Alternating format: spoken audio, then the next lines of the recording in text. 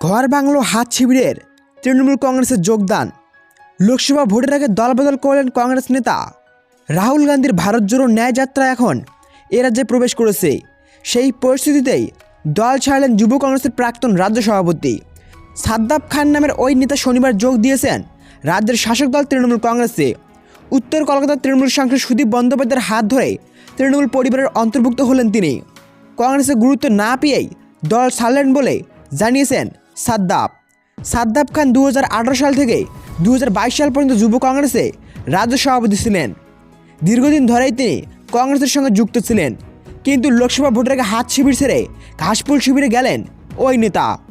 দল বদলের পর সাদ্দাব খান বলেছেন, আমি তো ওখানে অনেক দিন ধরেই আছি, কিন্তু কাজ তো কিছুই করতে পারছি না, তাই মা মাটি মানুষের জন্য কাজ করতে তৃণমূলে এলাম। আমি দলের কর্মসূচির খবর পাচ্ছিলাম না, আমাকেও কোনো কর্মসূচিতে সামিল করা হচ্ছিল না। যদি এই দলবদল নিয়ে কংগ্রেসের কোনো বক্তব্য পাওয়া যায়নি।